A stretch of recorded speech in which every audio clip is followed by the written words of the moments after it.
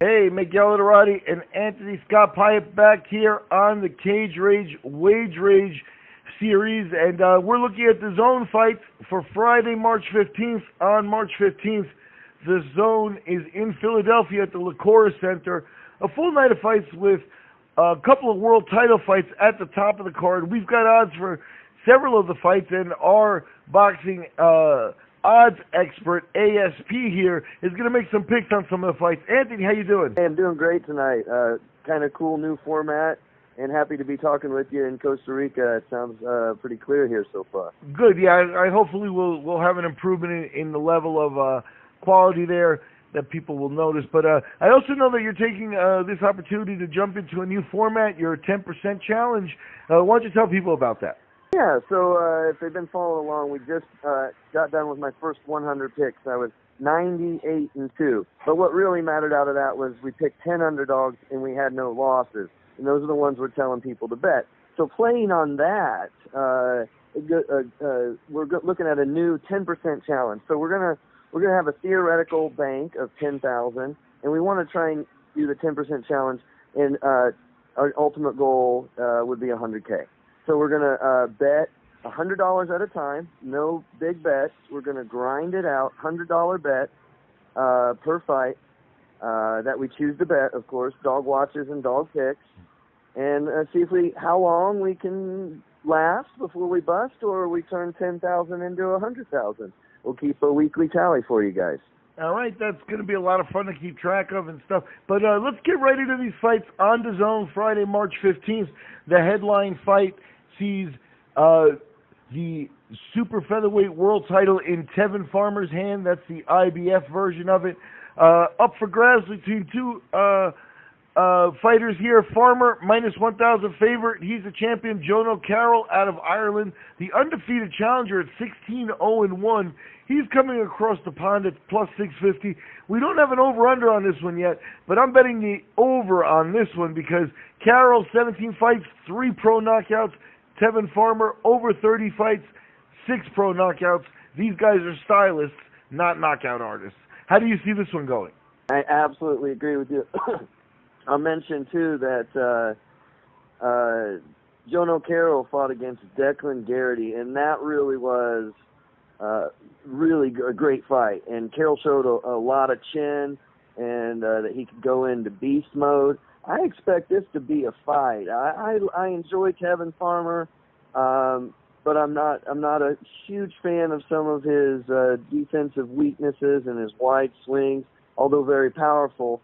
I'm going to call a dog watch, and I'm going to call it a big dog watch on this one. I've got a big one and a little one on this fight card. This is my big dog watch for the night. Not picking him to win, but at plus 650, I think he's got a good chance. He stays aggressive. And I think it can, if you attack Farmer, I think you can take the fight to him. So he has a decent chance at that plus 650. It's very interesting. I know, Tevin Farmer, this is making his third defense of the IBF world title here. But there's still a lot of people that wonder, with 4 losses on his career, is Farmer still handpicking opponents and stuff? Has he fought the frontline guys? If he gets by Jono Carroll, they're talking about a showdown with Gervonta Davis.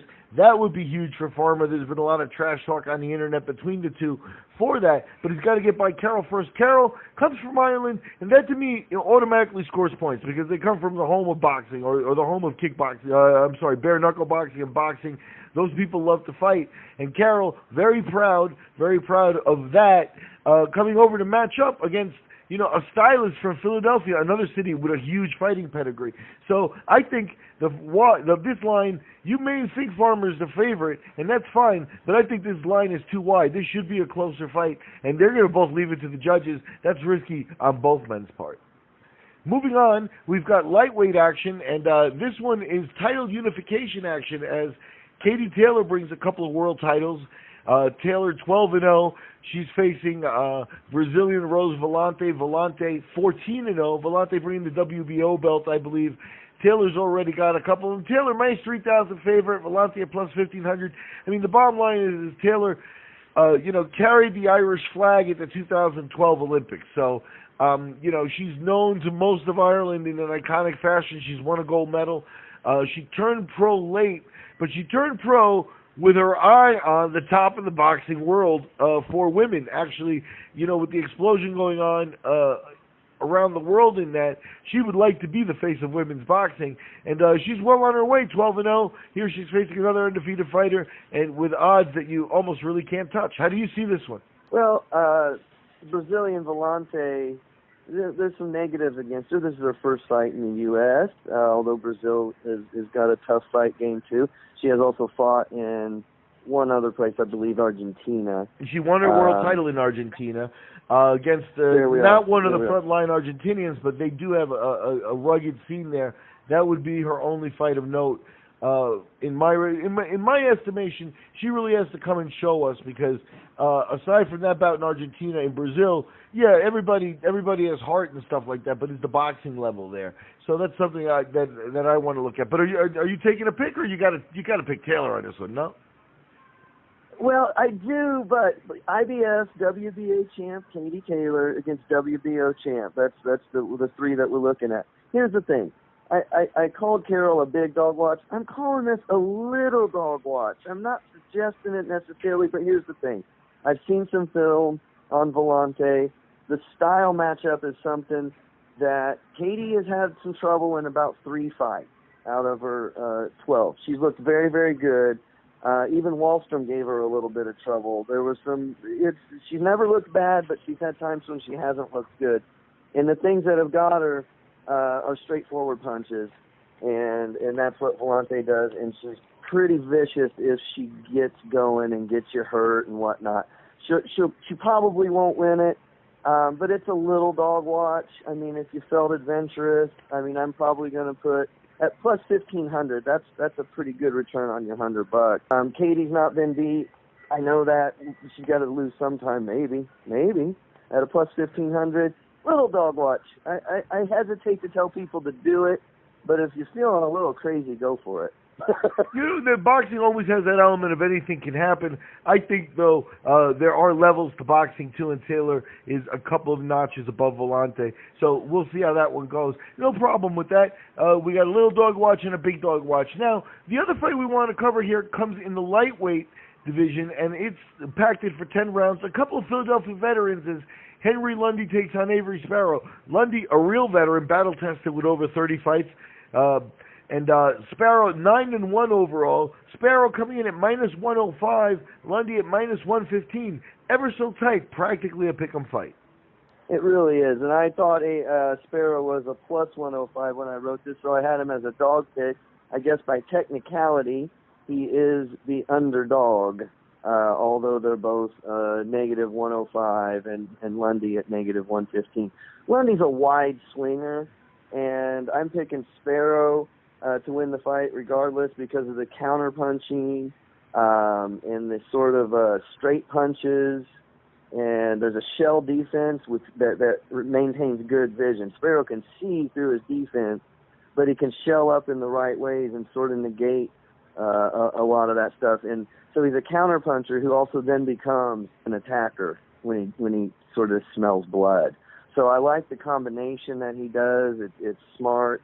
And I'm taking Avery Sparrow to win this one outright. There you go. By the way, his loss was disqualification, so he doesn't have a true loss on his record where he's been beaten by an opponent. That was a DQ. So he's 9-0 or 10-0 or however you want to look at it. He's 9-1 officially, but no man has beat him in the ring yet. And I think the other case with Avery Sparrow is that he won his last outing in March of 2018, but he tested positive for a PED, so he has been on the shelf for a year. And, assuming he's clean, and we always try to assume that they're clean until, you're told otherwise, but assuming he's clean, then that's a lot of motivation to get your career back on track this this Friday night against Henry Lundy. So, those are the picks here at the Wage Rage. I'm Miguel Dorati. That is Anthony Scott Pyatt. Anthony Scott Pyatt's been delivering the Wage Rage picks here over the last couple of weeks with amazing results, and we've taken on a new challenge here. He's got 3 picks for DAZN fights Friday, March 15th. Anthony, anything to wrap up, please? Hey, no, appreciate it. It's been great being with you. I like the new format. I'm gonna say go with Carol for sure on my big dog watch, and Avery on the dog pick. And the other one, if you're crazy enough, Volante's at plus 1,500. But that's it, and we're happy to start this new challenge. And I'm Miguel Dorati for the CRP.